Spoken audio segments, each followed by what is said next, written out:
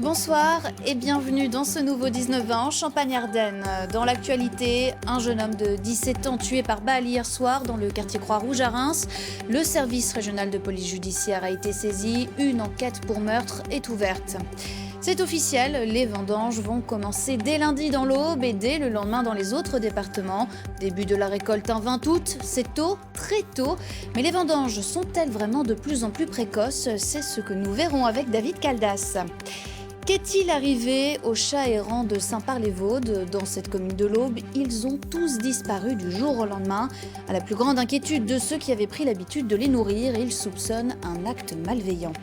Et puis nous reviendrons sur la victoire du Stade de Reims hier à domicile face à l'Olympique Lyonnais, le géant, 3e du championnat de Ligue 1 l'année dernière. Les Rémois ont su s'imposer 1-0.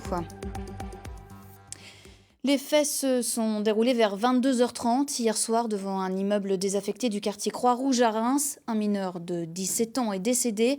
Il était inconnu des services de police. Nazim Bel Abdelouab et Solène Grippon. Le périmètre de sécurité a été levé, mais l'enquête se poursuit. Présents sur les lieux, les policiers du SRPJ de Reims relèvent aujourd'hui encore des indices pour déterminer ce qu'il s'est passé et tenter d'identifier les auteurs du crime. Hier soir à 22h30, un ou plusieurs individus masqués selon des témoins ont ouvert le feu au pied de 7 immeubles désaffectés du quartier Croix-Rouge à Reims. Une personne est touchée par au moins une balle dans le dos. Un mineur de 17 ans inconnu des services de sécurité. Transporté au CHU, il a succombé à ses blessures près d'une heure plus tard. À la suite de ces faits d'une particulière gravité, j'ai décidé de saisir le SRPJ de Reims en ouvrant une enquête de flagrance du chef de meurtre. Sur Reims même, il y a plus d'1 an que nous n'avions pas enregistré de faits d'homicide volontaire. Dans un communiqué, Arnaud Robinet, maire de Reims, déplore ce meurtre. Il espère que la justice retrouvera les coupables rapidement afin qu'ils soient punis avec la plus extrême sévérité. Il souhaite aussi que personne ne surenchérisse à la violence. J'en appelle au calme et à l'apaisement dans ce quartier dont l'image est aujourd'hui ternie par une petite minorité. Les policiers du SRPJ de Reims poursuivent leurs investigations en quête de la moindre trace, du moindre indice, mais aussi en réalisant des enquêtes de voisinage à la recherche d'éventuels témoins. Pour l'heure, aucune interpellation n'a eu lieu. Ce sont des vacances qu'ils ne risquent pas d'oublier. Hier soir, vers 2h du matin, le bus d'un groupe de touristes anglais s'est renversé sur la 26. L'accident s'est déroulé entre Somsou et Vatry dans le sens 3 Reims. Un choc assez violent, vous pouvez le voir, le comprendre sur ces images. Mais heureusement, il n'y a eu que 6 blessés légers évacués vers les hôpitaux de Reims et de Châlons-en-Champagne. Les autres ont été rapatriés en train après avoir passé la matinée dans l'aéroport de Vatry. Ils ont répondu à nos questions. Écoutez. Le bus a quitté la route, il est passé par-dessus la barrière, il s'est couché et il a glissé pendant un moment. Les fenêtres ont éclaté, les gens criaient et ça s'est arrêté. On a vraiment eu peur, tout s'est passé si vite. C'était vraiment effrayant, mais on a de la chance parce que les enfants vont bien. On est vivants. Et on savait que ces vendanges seraient très précoces. Eh bien, c'est confirmé. Le comité interprofessionnel a publié les bancs de vendanges cet après-midi. Et la récolte va commencer dès le 20 août, dès lundi, donc dans l'Aube. C'est loin d'être la première fois que la cueillette commence avant la fin des grandes vacances. On va en parler avec vous, David Caldas. Bonsoir. Bonsoir, Joanna. Alors, on dit que les vendanges commencent de plus en plus tôt, mais est-ce que c'est vrai ? Eh bien oui, clairement, Joanna, nous nous sommes penchés sur l'historique des dates et les chiffres sont éloquents. Regardez par exemple les vendanges comprises entre 1965 et 1974. Elles ont été effectuées en moyenne autour du 29 septembre. Et si l'on fait un bond en avant et que l'on s'intéresse aux récoltes faites entre 2003 et 2012, leur date moyenne est le 10 septembre. Aujourd'hui, en 2018, vous l'avez dit, elle commence fin août. Cela veut dire qu'en 50 ans, les vendanges ont été avancées d'1 mois. Mais comment est-ce qu'on explique ce phénomène ? Alors la raison principale avancée par les professionnels du secteur, eh bien, c'est le réchauffement climatique. Depuis le début du XXe siècle, en France, la température a augmenté d'1,5 degré. Conséquence, certaines phases du cycle de la vigne ont lieu plus tôt. C'est le cas par exemple de la floraison qui correspond à l'apparition des premières feuilles et des premières grappes. Eh bien, par réaction en chaîne, les étapes suivantes, elles aussi, sont plus précoces. Un point positif, si j'ose dire, Johanna, avec des journées plus chaudes, la teneur en sucre du raisin augmente, ce qui est très bon pour notre champagne. Bien, merci beaucoup David. Et puis à présent, une autre tendance de fond de l'agriculture, le développement des circuits courts.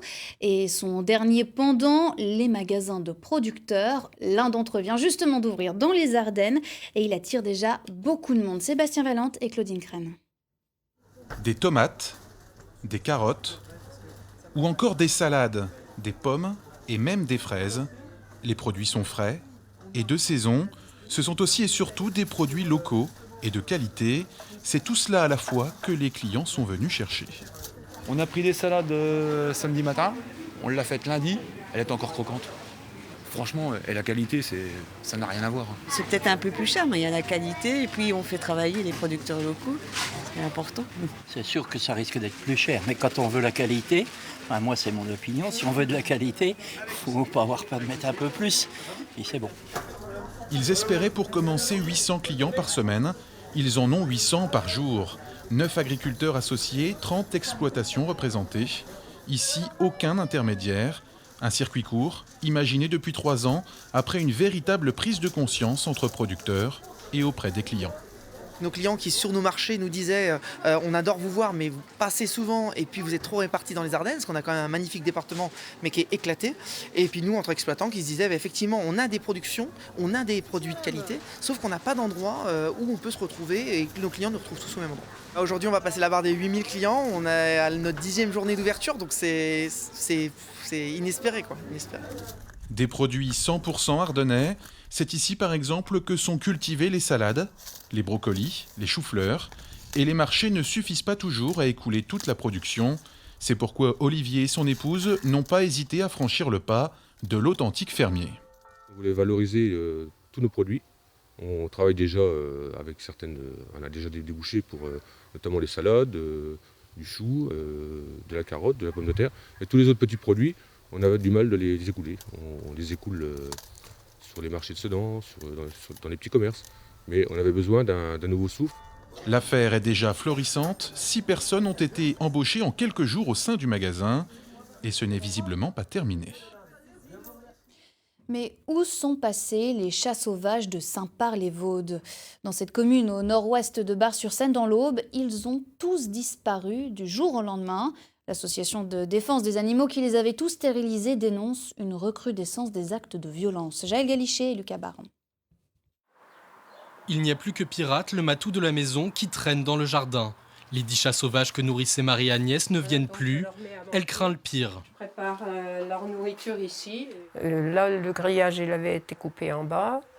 Et puis, on a trouvé pas mal de petits projectiles. Donc, je ne sais pas. Je ne sais pas ce qui s'est passé. Selon elle, des gens s'en sont pris violemment et volontairement à ces bêtes. Hypothèse partagée par Jocelyne, aidée par Marie-Agnès pour nourrir les chats chez elle. C'est le gardien de Madame Denis. Pour les 2 femmes, la situation est inquiétante. Dernièrement, j'ai entendu la nuit les chats qui miaulaient, mais miaulaient comme on leur fait mal, quoi. Et puis le lendemain, il n'y en avait pas. Et jamais j'aurais pensé que quelqu'un entrerait chez moi et puis irait martyriser les chats, quoi. Aucun élément probant n'est venu confirmer les craintes des 2 femmes, mais les associations de défense des animaux s'alarment. Selon la présidente de l'association des chats abandonnés de Bar-sur-Seine, les cas de maltraitance sont en nette augmentation. Ils sont effrayés aussi maintenant. Ah oui, ils ne sont pas habitués. Et puis je vous dis, ils ont été aussi chassés plus ou moins. Donc ils n'ont plus du tout confiance dans l'humain. Ils tolèrent qu'on les nourrisse, mais ils ne tolèrent pas qu'on les approche. Alors comment soigner un animal qui ne se laisse pas approcher ? Un animal qui va rester dans un coin, qui va gratter un petit peu le massif de fleurs, au lieu de le chasser intelligemment, soit par un verre d'eau, nous on préfère lui jeter une pierre. Les animaux gênent, on élimine. En 2017, la SPA a recensé près de 9000 cas de maltraitance sur des animaux domestiques. C'est 36% de plus qu'en 2016. Pour rappel, en France, faire du mal à un animal est passible de 2 ans de prison et de 30 000 € d'amende. Et on passe au sport avec des nouvelles de l'Estac d'abord et son difficile retour en Ligue 2. 4e journée du championnat, 3e défaite pour les Troyens. Cette fois-ci contre Lens 2-0. Premier but marqué à la 72e minute par le Lensois Yannick Gomis, vous l'avez vu. Et le second pendant les temps additionnels par Thierry Ambroise. Les Troyens sont désormais 15e du classement provisoire. En Ligue 1, en revanche, les nouvelles sont bien meilleures. 2e victoire d'affilée pour le Stade de Reims hier. Premier match à domicile, les Rémois se sont imposés 1-0 face au géant, l'Olympique lyonnais. David Caldas et Bintou Sidibé. Des sourires, des embrassades. Non, vous ne rêvez pas. C'est bien le Stade de Reims qui l'a emporté face au colosse lyonnais. De quoi réjouir tous les Rémois, de la mascotte au président. Avant le match, j'avais dit que c'était que du bonheur pour le Stade de Reims de rejouer des matchs contre l'Olympique lyonnais. Et puis quand on voit la façon dont le Stade a joué ce soir, j'espère que dans vos rédactions demain, on ne marquera pas que Lyon a perdu, mais que Reims a gagné. Car cette victoire, les Rémois sont allés la chercher comme des grands. À la 31e minute, Conan, excellent sur son côté gauche, adresse un centre brossé dans la surface. Chavaria s'élève et ouvre le score. Premier but en Ligue 1 pour l'Argentin. Ça fait du bien pour la confiance surtout. Je trouve qu'on était bon, et défensivement aussi. Et comme j'ai déjà dit, il faut continuer comme ça. Après leur but, les Rouges et Blancs ont souffert pendant 1 heure. Face à la tempête lyonnaise, le roseau rémois a plié, sans jamais rompre, bien aidé par Edouard Mendy, le gardien de but des Grands Soirs. Il a fait un bon match, hein. Bien sûr, il n'a pas pris de but, hein. C'est son 2e clean sheet, donc il y est pour quelque chose, mais il a aussi devant lui 10 guerriers qui n'ont pas envie de prendre de but. Des guerriers qui auraient même pu creuser l'écart. Sur une contre-attaque en fin de match, Doumbia se retrouve en 1 contre 1, mais rate sa frappe. Peu importe, ce soir le Stade de Reims sera vainqueur, et pour ses joueurs, c'est tout sauf une surprise. C'est inattendu pour ceux qui ne nous connaissent pas. Nous, on bosse dans notre coin. On fait tout pour répondre présent à chaque match. Il faut garder le cap. Garder le cap, après 6 points en 2 matchs et 0 but encaissé. La route est encore longue, mais les Rémois se prennent à rêver. Hier, 19 000 spectateurs étaient présents. Et c'est peut-être lui qui leur a porté chance. Maïeddine Mekissi, le médaillé d'or des championnats d'Europe de Berlin, a donné le coup d'envoi du match du Stade de Reims hier. Un match en son honneur en quelque sorte, puisque son nom a été inscrit sur tous les maillots de l'équipe à la place du sponsor. Forcément, un grand moment pour lui, écoutez-le. C'est quelque chose d'être là parce que j'ai grandi à côté. Et le fait d'être là, de donner le coup d'envoi et d'être le sponsor du club pour une journée, donc c'est une fierté. On a eu le sentiment que ça vous tenait encore plus à cœur cette année de rappeler que vous venez de Reims. Moi, j'aime parler de ma ville, de mon club, de là où est-ce que j'ai grandi, parce que c'est à Reims que j'ai tout appris. Donc j'oublie pas d'où je viens. C'est pour ça que j'aime bien parler de ma ville, j'aime bien dire d'où je suis. Et je suis toujours rémois, je n'ai jamais quitté la ville. Donc si je peux parler de Reims, je le ferai avec plaisir et avec honneur. Et c'est l'heure de nos histoires 14-18. Ce soir, nous vous parlons des poubelles à obus, ces sites naturels pollués par l'armée. Après-guerre, elle y déverse des millions de tonnes d'obus qu'elle n'a pas utilisés pendant le conflit. Dans le Haut-Doubs, l'exemple du gouffre de Jardel avec Florence Sicolella.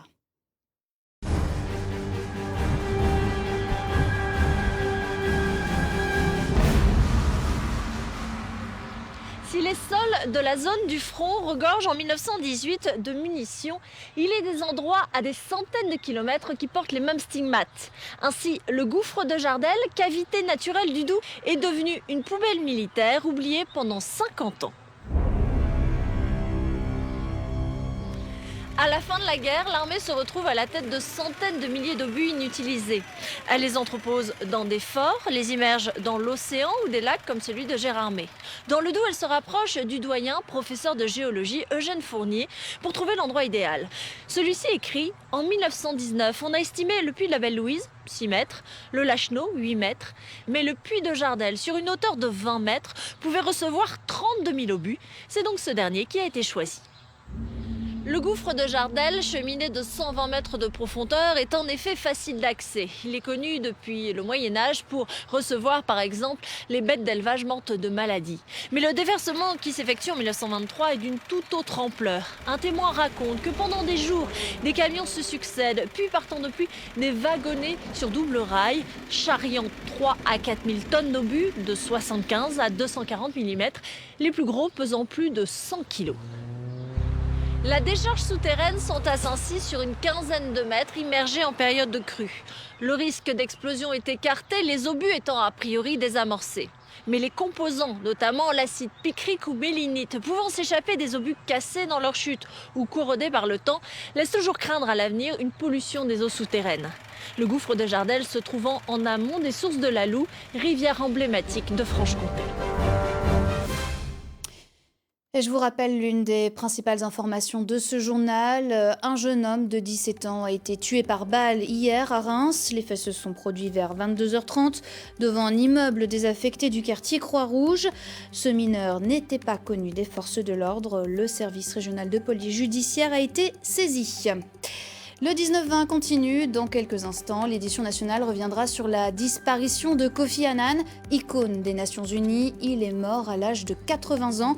Ancien secrétaire général de l'ONU, prix Nobel de la paix. Beaucoup de réactions à l'international pour saluer sa mémoire. Merci d'avoir été avec nous. Bonne soirée à tous et à demain.